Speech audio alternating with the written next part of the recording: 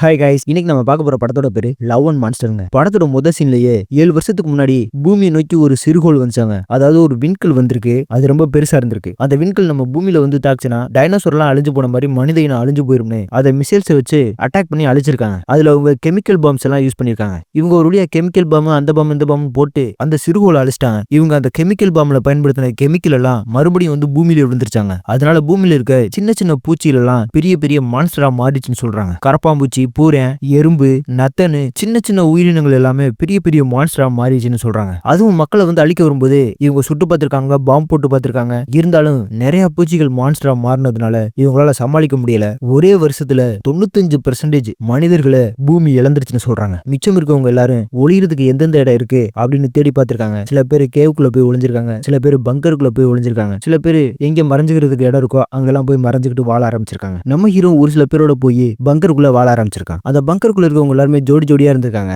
அது மட்டும் இல்லாம அவங்க எல்லாம் இப்பதான் புதுசா மீட் பண்ணிக்கிட்டதுனால ரொமான்ஸ் அது இதுன்னு செம்மையா என்ஜாய் பண்ணிக்கிட்டு இருக்காங்க. நம்ம ஹீரோ மட்டும் சிங்கிளா இருக்கிறதுனால அதெல்லாம் பார்த்து ஒரு மாதிரி ஏங்கி போயிடுறேன். ரொம்ப விரக்தியா ஃபீல் பண்றேன். அது மட்டும் இல்லாம இப்ப ரீசெண்டா ஒரு ஜோடிக்கு குழந்தை ஒண்ணு வேற பிறந்திருக்கும் போல இருக்கு. நம்ம ஹீரோ தவிர அவங்க இருக்க ஜோடிகள் எல்லாருமே சந்தோஷமா தான் இருக்காங்க. இவங்க ஒரு மாடு ஒண்ணு வளர்க்குறாங்க போல இருக்கு. அதுல பால்லாம் கறந்துக்கிறாங்க. அது மட்டும் இல்லாம நிறைய சாப்பாடு உங்க கிட்ட இருக்கு. சாப்பாடு காலியா போனாலும் கவலைப்பட வேண்டிய அவசியமே இல்ல. இவங்க கிட்ட வேட்டையாடுறதுக்குன்னே ஒரு குரூப் இருக்கும் போல இருக்கு. அவங்க சாப்பாடு தீர்ந்ததுக்கு அப்புறம் போய் மறுபடியும் மான்ஸ்டர்களை ஏமாத்தி ஃபுட் எடுத்து வருது. எதிரில் மான்ஸ்டர் வந்தா சண்டை போட்டு அந்த மான்ஸ்டருக்கு ஜெயிச்சு மறுபடியும் ஃபுட்டை இங்க கொண்டு வருது. அப்படிதான் அந்த பங்கர்ல இருக்கவங்க வாழ்ந்துகிட்டு இருக்காங்க. நம்ம ஹீரோவை பொறுத்த வரைக்கும் பெருசா மான்ஸ்டர் எதிர்த்து சண்டை போட தெரியாது. மான்ஸ்டரை பார்த்தாலே பயத்துல இவன் ஃப்ரீஸ் ஆகி நின்றுவேன். அந்த மாதிரி ஒரு பிரச்சனை இருக்குன்னு சொல்றேன். அதனாலே இவனை மான்ஸ்டர் ஊடாங்க இருக்கவங்க சண்டை போட விட மாட்டாங்க. சமையல் ரூமுக்கு சமைக்க அனுப்பி விட்டுருவாங்க. ஒரு இடத்துல இவங்க கிட்ட இருந்து துப்பாக்கில எல்லாம் புல்லட் கலியா போயிருச்சு. அதனால துப்பாக்கி யூஸ் பண்ண முடியாம ஆரவை வச்சு அட்டாக் பண்ற ஆயுதங்களை இவங்க ரெடி பண்ணிருக்காங்க. அதான் அங்க நிறைய இருக்கு. அதை வச்சு நம்ம ஹீரோ அப்பக்கப்ப பிராக்டிஸ் பண்ணிக்கிறோம். ஆனா இவனுக்கு ஒழுங்காவே அட்டாக் பண்ண தெரியாது. அது சமயம் இவங்க எதிர்பார்க்காத நேரத்துல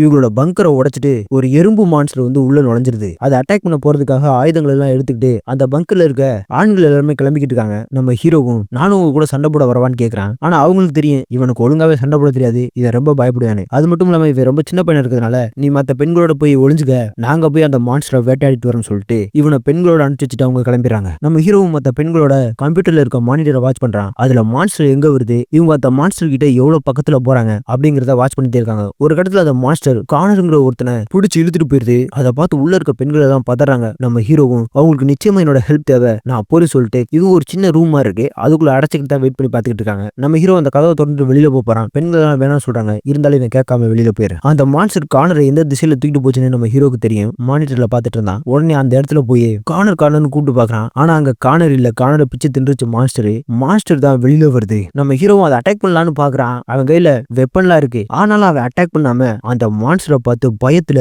அப்படியே உறைஞ்சு போய் நிக்கிறான். கைகாலெல்லாம் நடுங்கிக்கிட்டே இருக்கு. அது இவனை கடிச்சு திங்க போகுது. அந்த சமயம் பார்த்தா இந்த மான்ஸ்டர் வேட்டையாடுறதுக்காக ஒரு டீம் போயிருந்தாங்களே, அவங்க அங்க வந்து அதை அட்டாக் பண்ணியும் வெட்டியும் கொண்டுறாங்க. நம்ம ஹீரோவும் பின்னாடி இருக்கோல பார்த்து இதை நான் தான் சுட்டினா அப்படின்னு கேட்கறான். நீ என்னப்பா நினைக்கிற அப்படின்னு கேட்கறான். இதை நீங்க தான் சுட்டிருக்கணும், நீங்க தான் அட்டாக் பண்ணிருக்கணும் அப்படின்னு நினைக்கிறீங்க அப்படின்னு சொல்றான். அவளும் அப்போ புரிஞ்சா சரி அப்படின்னு சொல்லிட்டு அவனை கூட்டு போயிறாங்க. அதே சமயம் நம்ம ஹீரோ 7 வருஷத்துக்கு முன்னாடி நடந்ததை யோசிச்சு பாக்குறான். ஒரு நாள் நம்ம ஹீரோவோட காதலியான எய்மியும் ஒரு மலையில காரை நிப்பாட்டி வச்சுட்டு பேசிட்டு இருக்காங்க. அந்த சமயம் நம்ம ஹீரோ அவளோட டிராயிங்ல வரையறோம்னு மொக்கையா வரைஞ்சு வச்சிருக்கேன். அதை பார்த்து அவளுக்கு கொஞ்சம் பிடிக்கல. இருந்தாலும் இவங்க கிட்ட நேரம் மூஞ்சில அடிச்ச மாதிரி சொல்லக்கூடாதுன்னு ஓரளவுக்கு நல்லா தான் இருக்கு அப்படின்னு சொல்லி சமாளிச்சா. அதுக்கப்புறம் காரோட பின் சீட்டுக்கு கூப்பிடுறா, வா ரொமான்ஸ் பண்ணலாம்னு. இவனு சரின்னு சொல்லிட்டு ரொமான்ஸ் பண்ணலாம்னு போகும்போது மிலிட்டரிக்காரங்களாம் வந்து ஏகப்பட்ட மிசைல்ஸை வச்சு இவங்களோட ஊரை அட்டாக் பண்றாங்க. என்னன்னு பார்த்தா பெரிய பெரிய மான்ஸ்டர் எல்லாம் ஊருக்குள்ள பூந்துருக்கு. இந்த சமயம் தான் சின்ன சின்ன சாதாரண பூச்சிகள் கூட மான்ஸ்டர்ஸா மாறிக்கிட்டு இருந்த நேரம் போல இருக்கு. இதை பார்த்துட்டு ஹீரோவும் எய்மியும் உடனே நம்ம அம்மா அப்பா கிட்ட போன்னு சொல்லிட்டு வீட்டுக்கு திரும்பி வராங்க. அதுக்கப்புறம் மறுபடியும் பிரசன்ட்ல நம்ம ஹீரோ பார்த்தா ரேடியோ மூலியமா நம்ம எய்மியை கான்டாக்ட் பண்றான். அவ வேறொரு இடத்துல வாழ்ந்துட்டு இருப்பா போல இருக்கு.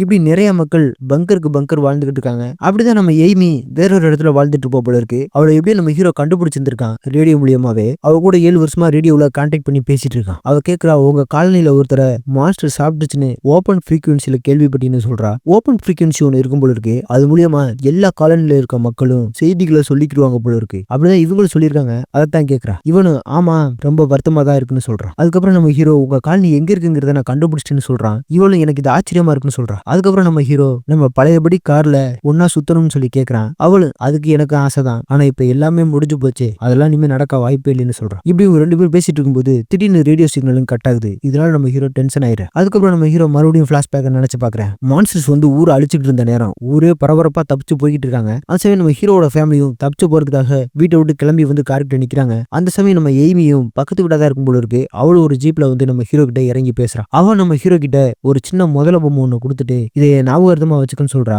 நம்ம ஹீரோவும் என் கூட வந்துரு, நம்ம எல்லாரும் சேர்ந்து ஒன்னா தப்பிச்சு போலாம்னு சொல்றா. ஆனா அதுக்கு நம்ம எய்மி நான் எங்க அம்மா அப்பா கூட போய் சேரணும், என்னைய மனுஷன்னு சொல்லிட்டு கிளம்புறா. அப்ப நம்ம ஹீரோ அவளை கூப்பிட்டு ஐ லவ் யூன்னு சொல்லிட்டு கண்டிப்பா நான் உன்னை தேடி வருவேன்னு சொல்றான். அவளும் சரின்னு சொல்லிட்டு அப்படியே கிளம்பி போறாங்க. அதுக்கப்புறம் நம்ம ஹீரோட ஃபேமிலியும் கார்ல தப்பிச்சு போக ஆரம்பிச்சிருக்காங்க. அதோட அப்படியே பிளாஷ்பேக் முடியுது. நம்ம ஹீரோட பங்கர்ல இருக்க எல்லாரும் அந்த மான்ஸ்டர் எப்படி உள்ள வந்துச்சுன்னு பேசிட்டு இருக்காங்க. ரொம்ப சத்தமா பேசிட்டு இருக்காங்க. அந்த சமயம் நம்ம ஹீரோ எய்மி ஹீரோயினோட காலனி எங்க இருக்கு அப்படின்னு கேக்குறான். அவங்களும் 85 மைல் மேற்கு இருக்கு அப்படின்னு சொல்றாங்க. ஒரு கடற்கரை ஓரமா இருக்குன்னு சொல்றாங்க. நம்ம ஹீரோ அங்க போறதா சொல்றான். அதுக்கிட்ட அவங்க சாக்காயிராங்க. வெளியில நிறைய மான்ஸ்டர் இருக்கு, நல்லா சண்டை செய்ய தெரிஞ்ச ஒரு டீமால கூட 50 மைல் வெளியில கடந்து போறது ஒரு லக்குன்னு சொல்லுவோம். வெளியில ரொம்ப நேரம் இருக்க முடியாது, எல்லாருமே செத்து போயிருவாங்கன்னு சொல்றாங்க. உன்னால சத்தியமா 85 மைல் தாண்டி அவகிட்ட போகவே முடியாதுன்னு சொல்றாங்க. ஆனா நம்ம ஹீரோ நான் அங்க போகதான் போறேன்னு சொல்லிடுறான். இதை கிட்ட அவங்களுக்கு எல்லாம் செம சாக்காயிடுது. உடனே நம்ம ஹீரோ எல்லாத்தையும் பேக் பண்ணிட்டு அப்படி பேக் பண்ணும்போது அவன் ஒரு ரேடியோவையும் எடுத்து வச்சுக்கிறாங்க. ஆனா அந்த ரேடியோல பேட்டரி பவர் எதுவுமே கிடையாது. இருந்தாலும் அதை எடுத்து வச்சுக்கிறேன், எப்பயாவது வாய்ப்பு கிடைச்சா நம்ம ஹீரோயின்ட்ட பேசலாம் அப்படின்னு. சண்டை போறதுக்கு ஒரு சின்ன ஆயுதத்தை எடுத்துக்கிட்டு அப்படியே கிளம்புறான். அப்போ ஒருத்தர் கூப்பிட்டு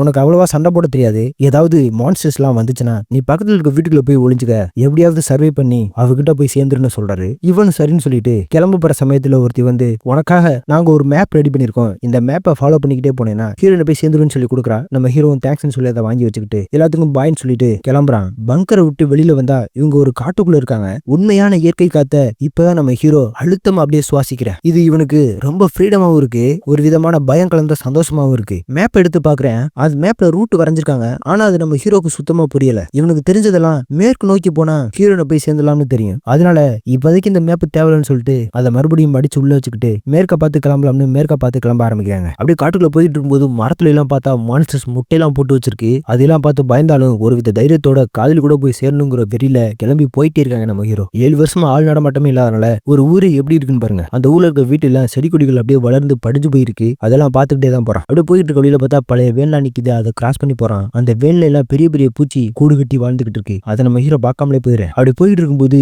மான்ஸ்டரோட சத்தம் கேக்குது. இவனு என்ன பண்றேன்னு யோசிக்கிறேன். ஓடி ஒளிஞ்சுக்கிறதா நல்லதுன்னு சொல்லிட்டு ஒரு வீட்டுக்குள்ள ஓடி போய் ஒளிய பாக்குறேன். அந்த வீட்டுக்குள்ள போய் ஃப்ரிட்ஜை திறந்து பாக்குறேன். அதுக்குள்ள ஏதோ மான்ஸ்டர் போட்டு அடைச்சு வச்சிருப்பாங்க போல இருக்கு. அதை பார்த்து பயந்து போய் மறுபடியும் வெளியே ஓடி வரேன். வெளியில பார்த்தா ஒரு சின்ன தொட்டி மாதிரி இருக்கு. அந்த தொட்டிக்குள்ள இருந்து பெரிய மான்ஸ்டர் தவளை ஒண்ணு எட்டி பாக்குது. இவன் என்ன பண்றதுன்னு தெரியாம அதை கையில வச்சிருக்க வெப்பன் எடுத்து அதை அட்டாக் பண்ணலான்னு பாக்குறேன். அவனுக்கு தான் ஃப்ரீசிங் ப்ராப்ளம் இருக்கு. பதட்டத்துல அந்த தவளையை பார்த்து அப்படியே ஃப்ரீஸ் ஆகி போய் நிக்கிறேன். அதுவும் இவனை நாக்க வச்சு அட்டாக் பண்ணி கொல்ல பாக்குது. அந்த சமயம் ஒரு நாய் வந்து அவனை தள்ளி விட்டு காப்பாத்துது. அந்த தவளையோட நாக்க வச்சு மறுபடியும் நம்ம ஹீரோ அட்டாக் பண்ணும்போது அந்த நாக்கை கடிச்சு எடுத்து விட்டு நம்ம ஹீரோவை மறுபடியும் அந்த நாய் காப்பாத்துது. நம்ம ஹீரோ இந்த தவளை கூட ஏத்து சண்டை போட வேணாம், தப்பிச்சா போதும்டா சாமின்னு சொல்லிட்டு ஓட ஆரம்பிக்கிறேன். அந்த நாய் அவனுக்கு முன்னாடி ஓடி வந்து அவனை வேறொரு வழியில கூட்டு போகுது. ஒரு வேணுக்குள்ள கூட்டு போயிருது. அந்த மான்ஸ்டர் தவளையை பார்க்காம வேற வழியில போயிருது. உள்ள வந்து நம்ம ஹீரோ அந்த வேணுக்குள்ள பாக்குறான். அது ஒரு வீடு மாதிரியே செட் பண்ணி வச்சிருக்காங்க. இந்த நாயை வளர்த்துக்கிட்டு இருந்த ஓனர் தான் இங்க வாழ்ந்துருப்பாங்க போல இருக்கு. அவங்க செத்து போயிட்டாங்க போல இருக்கு. இப்ப இந்த நாய் மட்டும் தான் தனியா இருக்கு. அங்க பாய்னு எழுதி வச்சிருக்காங்க. இந்த நாயோட பேர் தான் பாய் அப்படிங்கறத அவன் புரிஞ்சுக்கிறான். உன் பேர் பாயான்னு கேக்குறான். அதுக்கு அது தலையாசிக்குது. அதுக்கப்புறம் அங்க இருக்க ஒரு ட்ரெஸ் எடுக்கிறான். அந்த ட்ரெஸ்ஸை எடுத்த உடனே அதை அப்படியே புடிங்கி வச்சுக்கிறது. என்னன்னு பார்த்தா இதோட ஓனர் ட்ரெஸ் தான் அது. நம்ம ஹீரோவும் சரி ஓகே நான் அதை டச் பண்ணல அப்படின்னு சொல்லிட்டு அந்த நாய் கூடயே கொஞ்சம் பேச ஆரம்பிக்கிறேன். இந்த மாதிரி நான் ஹீரோயினை தேடி தான் போறேன் அப்படின்னு அந்த நாய்கிட்டே சொல்லிட்டு அங்கேயே படுத்து தூங்க ஆரம்பிச்சிடறேன். கிளம்ப போற நேரத்துல அந்த நாய்க்கு பாய் சொல்லிட்டு அப்படியே கிளம்புன்னு பார்க்கும்போது ஒரு லிப்ஸ்டிக் இருக்கிறத கவனிக்கிறேன். அதை எடுத்து வச்சுக்கட்டுமான்னு சொல்லிட்டு எடுத்து வச்சுக்கிறேன். அதுக்கப்புறம் அப்படியே போகும்போது அந்த நாய் வந்து இவனை குலைக்குது. ஹே சத்தம் போடாத, இங்க நிறைய மான்ஸ்டர் இருக்கு, நம்மள வந்து அட்டாக் பண்ணுன்னு சொல்றான். அப்ப அந்த நாயை பத்தி நீ ஏன் கூட வர விருப்பப்படுறியா அப்படின்னு கேட்கறான். வரதுனா வான்னு சொல்றான். இதுவும் வேணுக்குள்ள இருக்க இதோட ஓனர் ட்ரெஸ் எடுத்துட்டு வந்து நம்ம ஹீரோ கிட்டே கொடுக்குது. நம்ம ஹீரோவும் அதை வாங்கி பேக்குள்ள வச்சுக்கிறேன். அதுக்கப்புறம் அந்த நாயும் நம்ம ஹீரோ கூடயே டிராவல் பண்ண ஆரம்பிக்குது. பாவம் அதுக்கும் தனியா இருந்து போர் அடிச்சிச்சு போல இருக்கு. யாருமே இல்லாத ஊரு உலகம். இந்த விசுவல் எல்லாம் சூப்பரா எடுத்திருப்பாங்க. நம்ம ஹீரோவும் அந்த நாயும் மட்டும்தான் தனியா அப்படியே நடந்து போறாங்க. ஊரை கடந்து போறாங்க, காட்டை கடந்து போறாங்க. யாருமே இல்ல, யாரையுமே இவங்க பார்க்கல. உயிரோட இருக்க கொஞ்சம் மக்களும் பங்கருக்குள்ள பள்ளத்தாக்குள்ளேன்னு போய் வாழ ஆரம்பிச்சிட்டாங்க. இவங்க யாரையுமே பாக்குறது இல்ல. நடந்து போய்கிட்டு இருக்காங்க. ஒரு கட்டத்துல நம்ம ஹீரோவுக்கு பசிக்க ஆரம்பிக்குது. பக்கத்துல இருக்க ஒரு செடியில சூப்பரான பழபழன்னு ஒரு பழம் பழுத்து தொங்குறத பாக்குறான். உடனே அந்த பழத்தை ரொம்ப ஆசையோட புடுங்கி சாப்பிடலாம்னு நினைக்கும் போது அந்த நாய் அவனுடைய பேண்ட்டை கடிச்சு இழுக்குது. அந்த பழத்தை சாப்பிடாதுன்னு சொல்லுது. நம்ம ஹீரோவும் அதை புரிஞ்சுக்கிறேன்.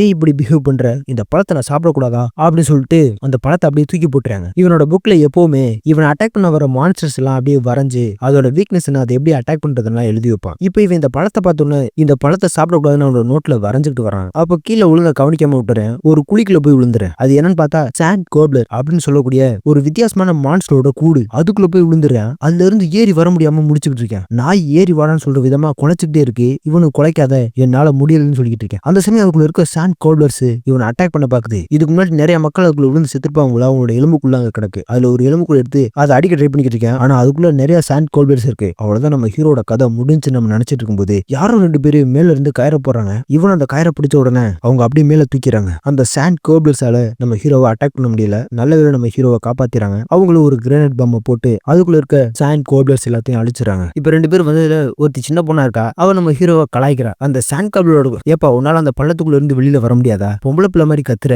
அப்படின்னு நக்கல் பண்ணி கத்தி காமிக்கிறா. இவனை என்னை ரொம்ப ஓவரா நக்கல் பண்ணாதீங்க, என்னால முடியல அப்படின்னு சொல்லிட்டு இருக்கான். அந்த சமயம் ஹீரோவோட நாய் வேற அங்க இருக்கு. அதை பார்த்து கொல்ல பாக்குறாங்க. நம்ம ஹீரோ அதை கொன்றாதீங்க, அது என்னோட நாய் தான் சொல்லிடுறான். அதனால அவங்களும் விட்டுறாங்க. அதுக்கப்புறம் அந்த நாயவே அந்த பொண்ணு கொஞ்ச ஆரம்பிச்சிடா. இவங்களும் எதுக்காக உன்னோட காலனி விட்டு வந்த, நீ ஏதாவது சாப்பாடை திருடிட்டு அடிச்சு வரட்டிட்டாங்களா அப்படின்னு கேக்குறாங்க. இவனு சாப்பாடை திருட்டாங்களா அடிச்சு வரட்டல, நானா தான் காலனியை விட்டு வெளியில வந்தேன், நான் லவ் பண்ற பொண்ணு தேடி போயிட்டு இருக்கேன் அப்படின்னு சொல்றான். அந்த சமயம் மான்ஸ்டர்ஸ் எல்லாம் அங்கிட்டு கத்துற சவுண்ட் கேக்குது. புதுசா வந்து 2 பேரும் இந்த இடத்துல இருக்கக்கூடாது, ஆபத்துன்னு சொல்லிட்டு அப்படியே காட்டுக்குள்ள கிளம்புறாங்க. அதுல இவர் பேரு கிளைடுங்க, இந்த சின்ன பொண்ணு பேரு மின்னோ. அவங்க 2 பேரும் காட்டுக்குள்ள போயிட்டு இருக்கும்போது நம்ம ஹீரோ அவங்கள ஃபாலோ பண்ணிக்கிட்டே போறான். ஒரு கட்டத்துல நான் அவங்கள ஃபாலோ பண்ணி வரலாமா அப்படின்னு கேக்குறான். அவங்களும் நீ எந்த பக்கம் போறீன்னு கேக்குறாங்க. நான் மேற்க போகணும், கடற்கரைக்கு போகணும் அப்படின்னு சொல்றான். அவங்களும் நாங்களும் அந்த வழியா தான் போறோம், ஆனா நாங்க கொஞ்சம் தூரத்துக்கு அப்புறம் வடக்க போயிருவோம், போற வழியில உன்னை விட்டுட்டு போறோம் வான்னு சொல்லி கூட்டிட்டு போறாங்க. ஒரு மலையோட உச்சியில நின்று பைனாக்குலர் வழியா ஏதாவது மான்ஸ்டர் சுத்திக்கிட்டு தெரியுதான்னு பாக்குறாங்க. ஒரு மான்ஸ்டர் செத்து போய் கிடக்கு, மற்றபடி வேற எந்த மான்ஸ்டரும் இல்ல. அங்கே வச்சு நம்ம ஹீரோக்கு எப்படி அவன் வச்சிருக்க வெப்பனை யூஸ் பண்றதுன்னு கத்து கொடுக்கலாம், எப்படி கரெக்டா அட்டாக் பண்றது அப்படிங்கறத கத்து கொடுக்கலாம் அப்படின்னு முடிவு பண்றாங்க. அந்த வேலையெல்லாம் மினோ தான் பார்த்துட்டு இருக்கா. அந்த சமயம் கிளைடு வேற, நீ 17 வயசுல இருந்து 7 வருஷமா பார்க்காத ஒரு பொண்ணுக்காக இந்த ஆபத்தான உலகத்துக்குள்ள அவளை தேடி ரொம்ப தூரம் போய்கிட்டு இருக்கேன்னு கேக்குறாரு. ஹீரோ எனக்கு புரியுது, இது முட்டாள்தன மாதிரி இருக்கலாம், ஆனா இருந்தாலும் நாங்க இப்பதான் ஒரு வாரத்துக்கு முன்னாடி ரேடியோல பேசிக்கிட்டோம், எங்களுக்குள்ள பேச்சுவார்த்தை இருக்கு, அவளுக்கு என்னை ரொம்ப பிடிக்கும், இந்த உலகத்திலே என்னை சந்தோஷப்படுத்தினதா ஒருத்தி தான், அதனாலதான் நான் அவளை பார்க்கறதுக்காக போறேன் அப்படின்னு சொல்றான். அதே சமயம் மினோவும் எப்படி அவன் வச்சிருக்க வெப்பனை கரெக்டா யூஸ் பண்றதுன்னு சொல்லிட்டு ஒரு கத்தாலையில பாயிண்ட் மார்க் பண்ணி அதை அட்டாக் பண்ண சொல்றா. இவனுக்கு கரெக்டாவே அட்டாக் பண்ண தெரியல. அது எப்படி அட்டாக் பண்றதுன்னு ஓரளவு சொல்லி கொடுத்துக்கிட்டு இருக்கா. அவனு நெருக்கமா வர வரைக்கும் அட்டாக் பண்ணிடுறேன். கொஞ்சம் கொஞ்சமா ஹீரோவுக்கும் இந்த வெப்பனை எப்படி யூஸ் பண்றது அப்படிங்கிற ட்ரைனிங் கிடைச்சிக்கிட்டே இருக்கு. அதே சமயம் அந்த சின்ன பொண்ணு, எங்க அப்பா தான் காலனிலேயே சிறந்த வில் வீரர், ஆனா அவர் இப்ப உயிரோட இல்லைன்னு சொல்றா. அப்ப இது யாருன்னு கேக்குறான். எங்க காலனிலே இருந்தவர் தான், இவரோட பையனையும் எங்க அப்பாவையும் கொன்னுட்டாங்க, அதனாலதான் நாங்க காலனியை விட்டு வெளியில வந்துட்டோம். இப்ப நாங்க மலையோட உயரத்துல வாழ்ந்துகிட்டு இருக்கோம், அங்க பனி குளிர் எல்லாம் அதிகமா இருக்கும், அப்படி பனி குளிர் எல்லாம் அதிகமா இருக்கிறதுனால உயரமாவும் இருக்கிறதுனால மான்ஸ்டர்ஸ் அவ்வளவா நாங்க வாழ்ற இடத்துக்கு வராதுன்னு சொல்றான். அவரும் ஆமான்னு சொல்றாரு. அதுக்கப்புறம் மலையில இருந்து கீழே எட்டி பாக்குறாங்க. ஒரு மான்ஸ்டர் அப்படியே மரத்துக்குள்ள நடந்து வருது. அதை பார்த்துட்டு அவங்க போயிறாங்க. நம்ம ஹீரோவும் லேட்டா பார்த்துட்டு பயந்து அவங்க கூட ஓடிறான். போய்கிட்டு இருக்க வழியில மீனும் நம்ம ஹீரோ கிட்ட ரொம்ப உருக்கமா பேசுறா. உன்னுடைய காதலிக்கு உன்னை சுத்தமா பிடிக்காது, நீ ஒரு யூஸ்லெஸ், எந்த வேலைக்குமே லாய்க்கு இல்ல அப்படிங்கறத நீ சாண்ட் கோப்லரோட கூட்ல இருந்து வெளியில வர முடியாம தவிச்சுக்கிட்டு இருக்கும் போதே தெரிஞ்சுக்கிட்டேன். எனக்கு உன்னை பிடிச்சிருக்கு, எங்க கூட வந்துருன்னு கூப்பிடுறா. உன்னுடைய நியாயம் எனக்கு பிடிச்சிருக்குன்னு சொல்றான். நம்ம ஹீரோவும் என்னோட ஃபீலிங்ஸை நீ ஹர்ட் பண்ற, இப்படி பேசாதுன்னு சொல்றான். கிளைடும் ஹே அவ உன்னை ரொம்ப லவ் பண்றா போல இருக்கு, இதை நீ பேச கண்டுக்காத அப்படின்னு சொல்லிடுறாரு. சின்ன பொண்ணு பாசத்துல இவங்க கூட பேசிட்டு இருக்கா, ஆனா நம்ம ஹீரோ பெருசா கண்டுக்கல. ஒரு கடத்துல கிளைடு நம்ம ஹீரோ நின்று பேசிட்டு இருக்கும்போது நம்ம ஹீரோக்கு பின்னாடி ஏதோ ஒரு பாறாங்கல் மாதிரி இருக்கு, அது திடீர்னு அசையுது. அதை பார்த்த உடனே கிளைடு ஹே நீ அசையாத, உன்னுடைய சட்டையை மட்டும் கழட்டி கொடு, அப்பதான் நீ தப்பிக்க முடியும்னு சொல்றாரு. நம்ம ஹீரோவும் பயந்து போய் அவன் போட்டிருக்க பனியை நான் கழட்டி கொடுக்குறேன். அதே சமயம் பார்த்தா இவன் பின்னாடி இருந்தது பாறாங்கல் கிடையாது, அது ஒரு நத்தை. அது அப்படியே இவனை கடிச்சு திங்க பாக்குது. இவர் கொண்டு போய் ட்ரெஸ்ஸை அதோட மேல கொண்டு போய் வச்ச உடனே அந்த ஸ்மெல் பண்ணிக்கிட்டே அப்படியே அது வாட்டுக்கு போக ஆரம்பிச்சிருது. அந்த சமயம் நம்ம ஹீரோ எதுக்காக இப்படி பண்ணீங்க அப்படின்னு கேக்குறான். அதுக்கு அவரு, உன்னை முத பார்த்த அந்த தவளை உன்னை ஃபாலோ பண்ணிக்கிட்டே இருக்கு, இந்த நத்தையில உன்னுடைய பணியத்தை வச்சு விட்டோம்னா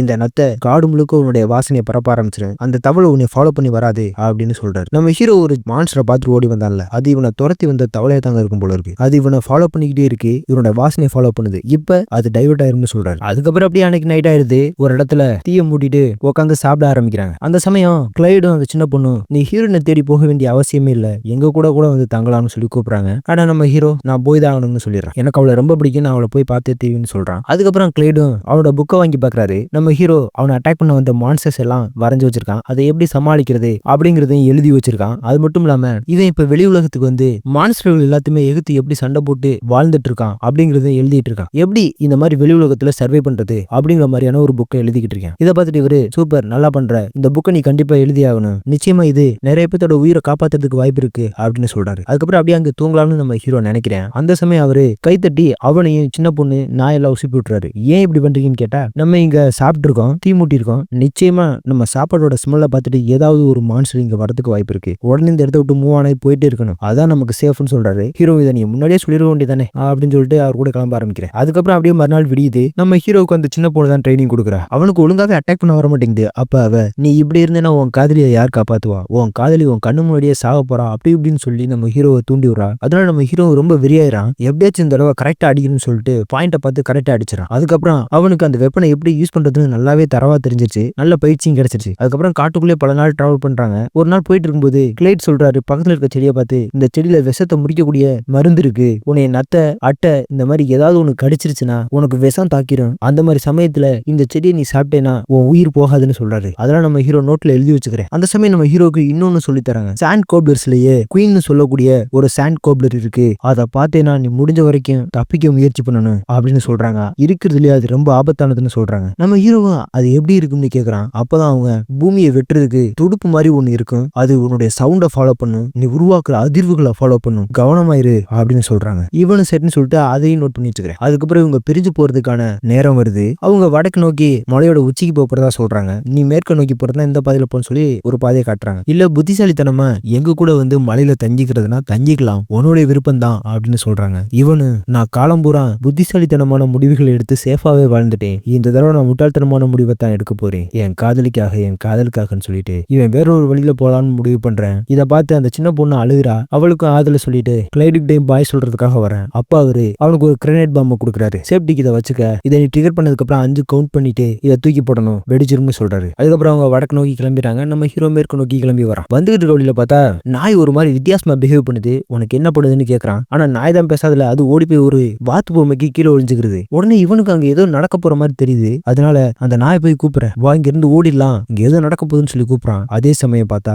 அந்த வாத்து பொம்மைக்கு கீழே இருந்து வித்தியாசமான கால் வெளியில வருது. என்னன்னு பார்த்தா ஒரு பெரிய மான்ஸ்டர் பூராங்க. அது இவனை கொஞ்ச நேரத்துல அட்டாக் பண்ணதுக்கு வருது. அதை பார்த்தா இவனு அவனோட வெப்பனை வச்சு அட்டாக் பண்ணலான்னு பாக்குறேன். ஆனா ஃப்ரீஸ் ஆகி நிக்கிறேன். அது இவனை கொடுக்க வச்சு பின்னாடி அட்டாக் பண்ணிருது. பயங்கரமா அடிபடுது நம்ம ஹீரோக்கு. அதுக்கப்புறம் அது அந்த நாயை கொல்ல போகுது. அந்த சமயம் அடிபட்டு விழுந்து கிடக்குற நம்ம ஹீரோக்கு சில நினைவுகள் வருது. அவனோட அம்மா அப்பாவோட ஃபேமிலியில கார்ல தப்பிச்சு போயிட்டு இருக்கும்போது கார் ஒரு இடத்துல மாட்டி இருக்கும். மான்ஸ்டர்ஸ் எல்லாம் அந்த ஊருக்குள்ள பூந்து அந்த ஊரே சூறையாடிக்கிட்டு இருக்க சமயத்துல ஒரு மான்ஸ்டர் உங்க காரை முதிக்கிறதுக்கு பக்கத்துல வருது. அந்த சமயம் அந்த காரை எடுக்க முடியாதுன்னு தெரிஞ்சுக்கிட்டு அவங்க அம்மா அப்பாவும் நீ காரை விட்டு வெளியில இறங்குடா, எப்படியாவது தப்பிச்சு போய் நல்லா வாழ்றான்னு சொல்றாங்க. அவனு கீழே இறங்கி வந்தோன்னு அவங்க அம்மாவை வெளியில வர சொல்லிக்கிட்டு இருக்கான். அந்த சமயம் மான்ஸ்டர் வந்து இவங்க காரை முதிச்சு நசிக்கிறது. இவனோட கண்ணு முன்னாடியே உங்க அம்மாவும் அப்பாவும் செத்து போயிறாங்க. இவன் வாழணும் தான் அவங்க அம்மாவும் அப்பாவும் ஆசைப்பட்டாங்க. அவங்களோட ஆசை வீண் போயிடக்கூடாதுன்னு நம்ம ஹீரோ மறுபடியும் எழுந்திருக்கிறேன். இந்த தடவை மனசுல அதிக தைரியத்தோட அந்த புறானை அட்டாக் பண்றேன். சக்சஸ்ஃபுல்லா அந்த புறானை கொன்னுறேன். நம்ம ஹீரோக்கு ஒரு வழியா அந்த மான்ஸ்டரை பார்த்தா ஃப்ரீஸ் ஆகி நிக்கிறது, ரொம்ப பயப்படுறது, இதெல்லாமே விட்டு போச்சு. அதுக்கப்புறம் நம்ம ஹீரோவும் அந்த நாயும் நடந்து போயிட்டு இருக்க சமயத்துல மழை வருது. இவங்க ஓடி போய் ஒரு வீட்டு வரமா நிக்கிறாங்க. நான் 7 வருஷமா இந்த மழையவே பார்த்தது இல்லைன்னு சொல்றேன் அந்த நாய்கிட்ட. அதுக்கப்புறம் அந்த நாய்கிட்ட அவன் பேசிட்டு இருக்க சமயத்துல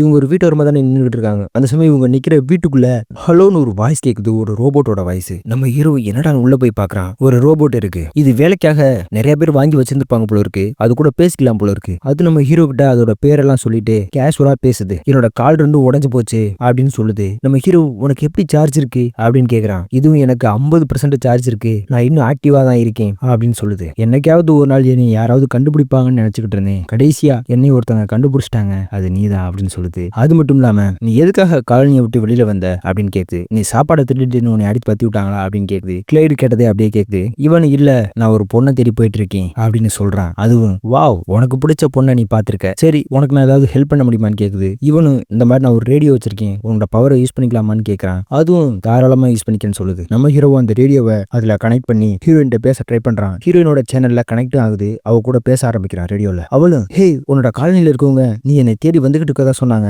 உண்மையிலேயே என்னை தேடி எங்க வந்துகிட்டு இருக்க அப்படின்னு கேட்கறா. இவனும் நான் ரொம்ப பக்கத்துல வந்துட்டேன், உன்னை பார்க்கறதுக்கு ரொம்ப ஆர்வமா இருக்கேன் அப்படின்னு சொல்றான். அவளும் எத்தனை கிலோமீட்டர் டிஸ்டன்ஸ்ல இருக்குன்னு கேட்கறா. இவன் எப்படா சொல்றது முடிச்சிட்டு இருக்கும்போது அந்த ரோபோட்டே இவனுக்கு ஹெல்ப் பண்ணுது. 9.3 மைல்ஸ்ன்னு காட்டுது. இவன் அதை அப்படியே சொல்லிடுறான். அதுக்கப்புறம் அவ இந்த மாதிரி சில பேர் கப்பல்ல வந்திருக்காங்க, அவங்க எங்களை இங்க இருந்து கப்பல்ல காப்பாத்தி கூட்டு போறதா சொல்றாங்க அப்படின்னு சொல்றா. அதுக்கிட்ட உங்களுக்கு செம ஷாக்கா இருக்கு. கூட்டு போறாங்களா அப்படின்னு கேட்டுட்டு இருக்க சமயத்துல ரேடியோ கட் ஆயிருது. ஏன்னு பார்த்தா ரோபோட்ல இருக்க சார்ஜ் தீர்ந்து போச்சு. லாஸ்ட் 15 மினிட்ஸை சேவ் பண்றதுக்காக இதோட சிஸ்டம் தானாவே ரேடியோக்கு போற சப்ளைவை கட் பண்ணிச்சுன்னு சொல்லுது. இவனு சரின்னு சொல்லிடுறான். அதுக்கப்புறம் அந்த ரோபோட் நான் ரொம்ப நாள் வெளியில போல, என்னை வெளியில கூட்டு போய் உட்கார வைக்கிறியா அப்படின்னு கேக்குது. இவனை தூக்கிட்டு போய் வெளியில கொண்டு வந்து உட்கார வைக்கிறான். அதுக்கப்புறம் அங்கேயே 2 பேரும் கொஞ்சம் பேசிக்கிட்டு இருக்காங்க. அதுக்கப்புறம் அந்த ரோபோட் நம்ம ஹீரோ கிட்ட நீ எங்க பிறந்த, உன் முழு பேர் என்னன்னு கேக்குது. இவனு ஊரை சொல்லிட்டு இவனோட முழு பேரை சொன்னதுக்கு அப்புறம் இவனுடைய ஃபேமிலி போட்டோ இவனோட போட்டோல தான் இன்டர்நெட்ல அப்லோட் பண்ணி வச்சிருப்பாங்கல்ல, அதை அப்படியே டவுன்லோட் பண்ணி இவன் கிட்ட காட்டுது. அதை பார்த்து இவன் மிரண்டு போயிடுறேன். இவனுடைய அம்மா அப்பா போட்டோவையும் காட்டுது. அதை பார்த்து இவன் சாக்காயிரன். என்கிட்ட ஒரு போட்டோ கூட இல்ல அப்படின்னு சொல்லி அவங்க அம்மாவை பார்த்து ரொம்ப வருத்தப்படுறேன். அந்த சமயம் அந்த ரோபோட்டும் உங்க அம்மா கிட்ட இப்ப நீ என்ன சொல்ல விரும்புவ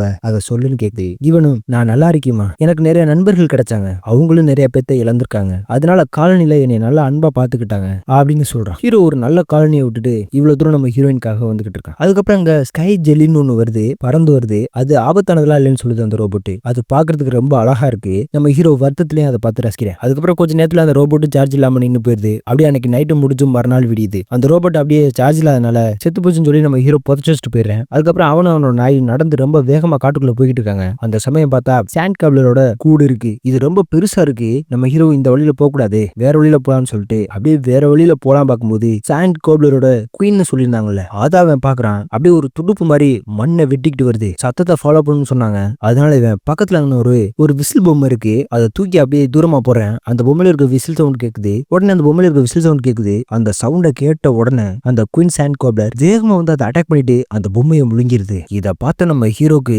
அள்ளு விட்டுருது. என்னடா இது பயங்கரமா அட்டாக் பண்ணுதுன்னு சொல்லிட்டு நாயை கூட்டிக்கிட்டு வேகமா ஓடுறேன். அதுவும் இவங்களை ஃபாலோ பண்ணிக்கிட்டே வருது. வேகமா ஓடி வரும்போது நம்ம ஹீரோ தடுமாறி கீழே விழுந்துறேன். அப்ப அவனோட பேக் எல்லாம் கீழே விழுந்து அவனோட பேக்குள்ள இருந்து சில திங்ஸ் கீழே விழுந்துருது. இருந்தாலும் நம்ம ஹீரோ அதெல்லாம் பெருசா கண்டுக்காம அதெல்லாம் அங்கேயே விட்டு வேகமா ஓடி வந்து நாய் கூட ஒரு செத்து போன மரத்து தூர்ல வந்து ஒளிஞ்சுக்கிறான். அந்த சாண்ட் கோப்லரும் சத்தம் கேட்கறதுனால அந்த இடத்துக்கு வந்து செக் பண்ணி பாக்குது. இவங்க அந்த மரத்து தூர்ல இருக்கிறதுனால இவங்களை பார்க்கல. அதுக்கு கண்ணெல்லாம் கிடையாது, சத்தத்தை மட்டும் தான் ஃபாலோ பண்ணி அட்டாக் பண்ணும். இவங்க ஒளிஞ்சுக்கிட்டு இருக்கிறதுனால சத்தம் எதுவும் போடாதனால கொஞ்ச நேரத்துல அந்த சாண்ட் கோப்லர் திரும்ப போயிடுது. அந்த சமயம் பேக்குள்ள வச்சிருந்த ஓனரோட ட்ரெஸ் கீழே விழுந்து கிடக்கும். அது அப்படியே காத்துல பறந்து தண்ணிக்குள்ள போகுது. இதை பார்த்த நாய் குலைச்சிட்டு வேகமா அந்த ட்ரெஸ் எடுக்கிறதுக்காக ஓடி போய் தண்ணிக்குள்ள குதிச்சிருது. உடனே அந்த சாண்ட் கோப்லருக்கு சத்தம் கேட்டோன்னு நாய் அட்டாக் பண்ண வருது. இதை பார்த்த ஹீரோ நாய் எப்படியாவது காப்பாத்தணும்னு வேகமா ஓடி போய் அவனோட கிரனேட் பாம்பும் கீழே தான் விழுந்து கிடக்கும். அதை எடுத்து ட்ரிகர் பண்ணிட்டு 5 கவுண்ட் பண்றான். அதே சமயம் அந்த சாண்ட் கோப்லர் வேகமா தரையை கிழிச்சுக்கிட்டு வந்து உங்களை கடிச்சு திங்கிறதுக்கு வருது. அந்த சமயம் இந்த பாம்பு அதோட வாய்க்குள்ள போட்டு இவன் தண்ணிக்குள்ள குதிச்சிடுறேன். அப்புறம் என்ன, சாண்ட் கோப்லர் வெடிச்சு பீஸா சிதறிடுது.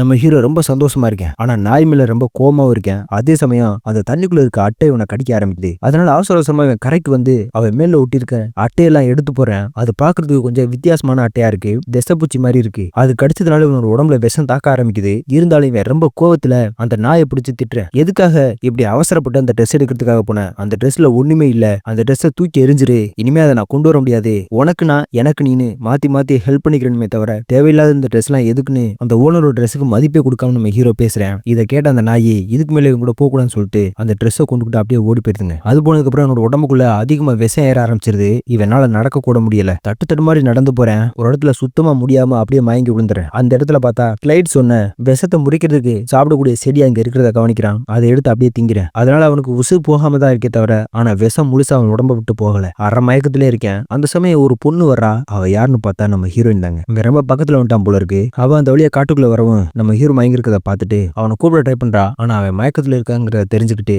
அவனை அவளோட காலனிக்கு கூட்டு போய் ட்ரீட்மெண்ட் கொடுத்து சரி பண்றான். கொஞ்ச நேரத்துக்கு அப்புறம் நம்ம ஹீரோவும் எழுந்திருச்சுறேன். அவகிட்ட உன்னை யாரோ கூட்டு போறாங்கன்னு சொன்னியே, யார் அதுன்னு கேட்கறான். இவளும் கப்பல் கேப்டன் சொல்றான். கப்பலா? இந்த காலத்துல கப்பல் ஓட்டுறதுக்கு ஃபியூல்ல எங்க இருக்கு, கப்பல்ல எங்க இருக்கு அப்படிங்கிற மாதிரி அவகிட்ட கேட்டுக்கிட்டு இருக்கேன். அந்த சமயம் அந்த காலனில நிறைய வயசானவங்க இருக்காங்க. அவங்க நம்ம ஹீரோவை கலாய்க்கிறாங்க. கப்பல்லாம் இருக்குப்பா, அதுக்கு கேப்டன்லாம் இருக்காரு, அதையே நீ நம்ப மாட்டேங்கிறேன்னு சொல்லி திட்டவும் செய்யறாங்க. அதுக்கப்புறம் ஹீரோயின் அந்த காலனி மொத்தத்தையும் பாத்துக்கிறா போல இருக்கு. இந்த காலனில இருக்க எங்கான ஆளு நம்ம ஹீரோயின் மட்டும்தான். அவகிட்ட சில வேலைகளையும் வந்து சொல்றாங்க. இவ அவங்கிட்ட இந்த காலனி மொத்தத்தையும் பாத்துக்கிறதுக்குள்ள எனக்கு போதுன்னு இருக்கு, அவங்களோட தப்பிச்சு போனாதான் சரியா இருக்கும் அப்படின்னு சொல்லிக்கிட்டு இருக்கா. அதே சமயம் ஏதோ ஒரு வேலையை வெளியில போயிடுறா. இவன் அவளை ஃபாலோ பண்ணிக்கிட்டே வெளியில போறான். பார்த்தா இது ஒரு கடற்கரை ஓரத்துல இருக்க காலனில தான் இருக்காங்க அவங்க. ஹீரோவும் ஹீரோயின் பேசிட்டு இருக்கும்போது 2 பேர் வராங்க. இவங்க தான் கப்பல்ல இருந்து வந்தவங்க நம்ம ஹீரோயின் சொல்றா. அவங்க பெரிய கன்னெல்லாம் வச்சிருக்காங்க, கையில மாட்டி சுடுற மாதிரி. அதெல்லாம் பார்த்து நம்ம ஹீரோ ஆச்சரியப்படுறான். அதே சமயம் உங்க 2 பேத்துல யாரு கேப்டன் கேட்கறான். அப்போ கேப்டன் உள்ள இருந்து வந்து நான் தான் கேப்டன் சொல்றான். அவங்க கூட நம்ம ஹீரோ கொஞ்சம் பேசிட்டு இருக்கும்போது கப்பல் கேப்டன் இன்னைக்கு நைட் ஒரு பார்ட்டி இருக்கு, அதுக்கு நானே பீர் காய்ச்ச போறேன் அப்படின்னு சொல்லிட்டு போறான். அதுக்கப்புறம் நம்ம ஹீரோயின் தனியா வந்துறாங்க. அப்போ ஹீரோ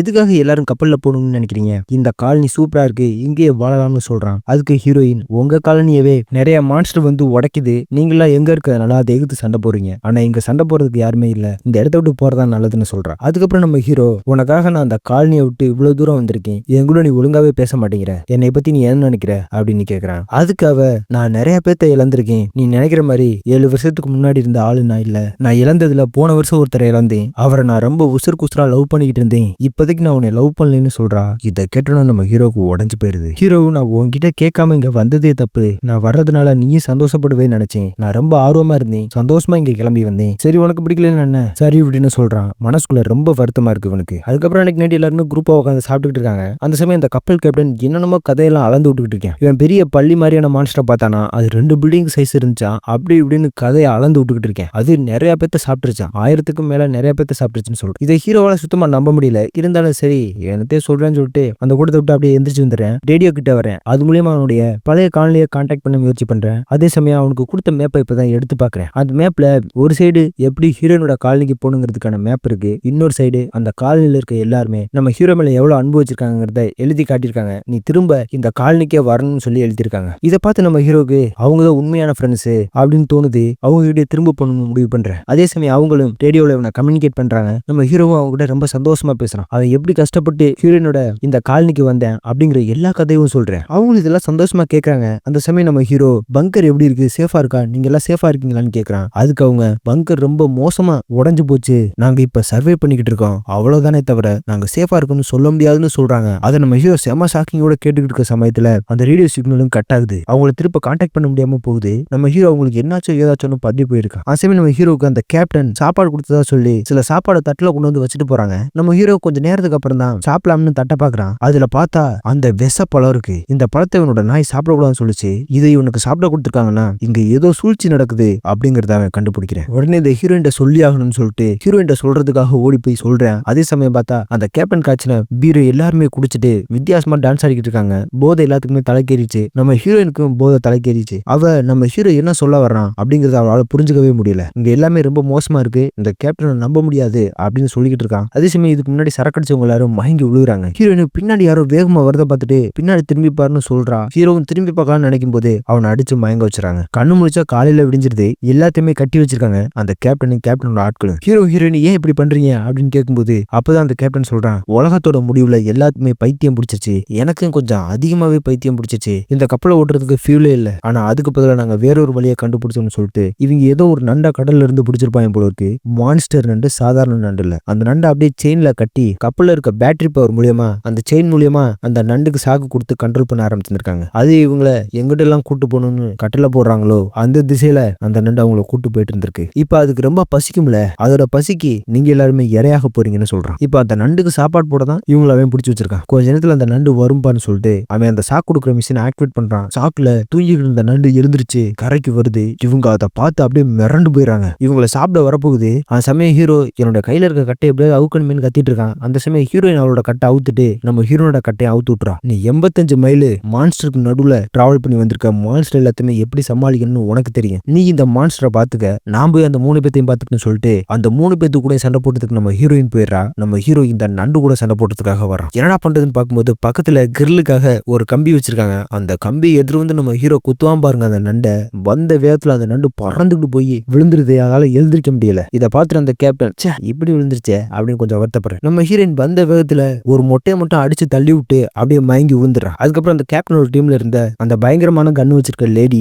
வந்து நம்ம ஹீரோயின் மயங்கி கிடக்கிறத பார்த்துட்டு அந்த நண்டு கீழே விழுந்து கிடக்கிறத பார்த்துட்டு ஒரு மாதிரி கோவத்துல முடிச்சுட்டு இருக்கா. அந்த சமயத்துல நம்ம ஹீரோயின் எழுந்திரிச்சு அவ கூட சண்டை போட ஆரம்பிக்கிறா. நம்ம ஹீரோவும் அந்த கம்பியை வச்சு அந்த நண்டை குத்தி கொண்டலாம்னு பாக்குறான். இதை பார்த்துட்டு இருந்த அந்த கேப்டன் நண்டுக்கு மறுபடியும் சாக்க கொடுத்து எழுந்திருக்க வைக்கிறான். நம்ம ஹீரோ அது பயங்கரமா பந்தாடுது. அதுக்கு நடுவில் அந்த கேப்டன் டீம்ல இந்த லேடியும் நம்ம ஹீரோயினை அடிச்சு போட்டுறா. இந்த சண்டைக்கு நடுவுல நம்ம நாய் வேற திரும்ப நம்ம ஹீரோ கிட்டே ஓடி வந்தது. அது வந்து அந்த நண்டை வேற குலைச்சிருக்கு. இதை பார்த்து அந்த கேப்டன் அவனோட டீம்ல இருக்க லேடிய அந்த நாயை சுட்டு கொள்ளுன்னு சொல்லி ஆர்டர் போடுறான். அந்த சமயம் நம்ம ஹீரோயின் டக்குன்னு முடிச்சுக்கிட்டு கட்டையை வச்சு கன்லே அடிக்கிறா. அந்த சமயம் கன்னு ட்ரிகர் ஆகவும் கன்ல இருந்து வந்த குண்டு அந்த நண்டுல பட்டு பயங்கரமா வெடிக்குது. நல்லவேளை நம்ம ஹீரோக்கு நாய்க்கும் எதுவும் ஆகல. அதுக்கப்புறம் நம்ம ஹீரோயின் அந்த லேடியை அடிச்சு மயங்க வச்சுறா. அவ்வளவுதான் அவளை முடிச்சாச்சுன்னு நினைச்சிருக்க சமயத்துல பின்னாடி வந்து அந்த கேப்டன் நம்ம ஹீரோயினை ஒரே அடி அடிச்சு போட்டுறான். நம்ம ஹீரோயினும் மயங்கிடுறான். அந்த சமயம் நம்ம ஹீரோ நாய்கிட்ட எப்படியாவது ஹீரோயினை எழுப்பி இந்த பக்கத்து கூட்டு வந்துரு அப்படின்னு சொல்லி அனுப்பி வைக்கிறான். அந்த நாய் ரொம்ப வேகமா வருது நம்ம ஹீரோயினை காப்பாத்துறதுக்காக. ஹீரோயினை எழுப்ப ட்ரை பண்ணிக்கிட்டு இருக்கு. இதுக்கு நடுவுல அந்த நண்டு வேற கேப்டன் அட்டாக் பண்றதுக்கு ரொம்ப வேகமா வருது. ஆனா அவன் சாக்கு கொடுத்து நிப்பாட்டிறான். அந்த நண்டு அந்த கேப்டன் மேல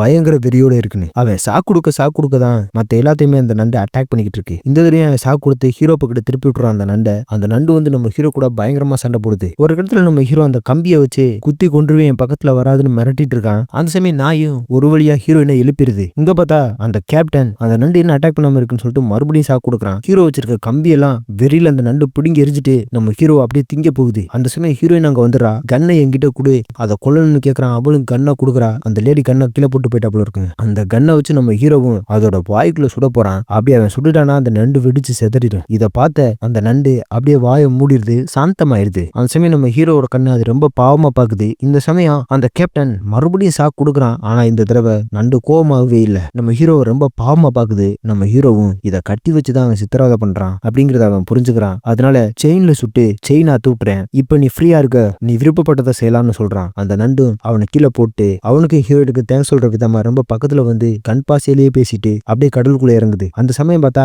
சின்ன போட்ல கேப்டனோட டீமும் அந்த பெரிய கப்பலுக்கு போய்கிட்டு இருக்காங்க. ஒரு வழி அந்த கப்பலையும் போய் சேர்ந்துறாங்க. ஆனா இந்த நண்டு வேகமா போய் கப்பல்ல இருக்கவங்களை அப்படியே சாப்பிட்டுருது. இவங்கள சாப்பிட வைக்கலாம்னு அவங்க நினைச்சாங்க, கடைசியில அந்த நண்டு அவங்களே சாப்பிட்டுருச்சு. அதுக்கப்புறம் ஹீரோயின் அந்த காலனில அடிபட்டு இருக்க வயசானவங்க எல்லாத்துக்குமே மருந்து கொடுத்துட்டு இருக்கா. அந்த சமயம் நம்ம ஹீரோவும் இந்த மாதிரி என்னோட காலனிக்கு நான் திரும்ப போகணும், அங்க இருக்கவங்க ரொம்ப ஆபத்துல இருக்காங்க, அவங்கள நான் காப்பாத்தி கூட்டு வரணும்னு சொல்றான். ஹீரோயினும் சரின்னு சொல்றா. அதே சமயம் ஹீரோ போறதுக்கு முன்னாடி அவ இவனுக்கு கொடுத்துட்டு அந்த முதல பொம்மையை கொடுக்குறான்.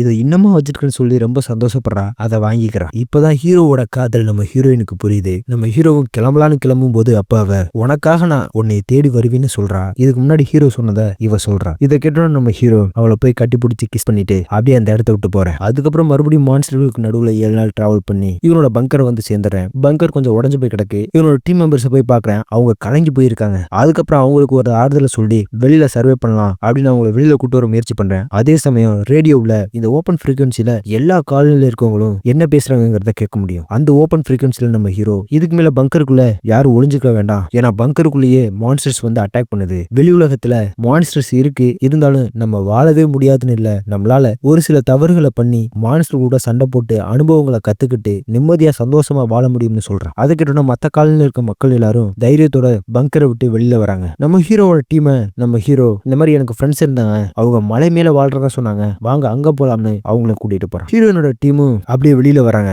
அப்ப அவ கையில ஒரு புக் வச்சிருக்கா. அது என்ன புக்குன்னு பார்த்தா நம்ம ஹீரோ எழுதின புக்கு. எப்படி இந்த மான்ஸ்டர்ஸ் எல்லாத்தையுமே சமாளிக்கிறது, எப்படி வெளி உலகத்துல வாழ்றது அப்படிங்கறதெல்லாம் அந்த புத்தகத்துல அவன் எழுதியிருந்தான். அதை தான் அவன் வச்சிருக்கா. ஹீரோட கைடன்ஸ்லயே நம்ம ஹீரோயினும் நல்லா வாழ போறா. இதோட இந்த படம் முடியுதுங்க. அடுத்து ஒரு நல்ல படத்துல சந்திக்கலாம். Thank you friends.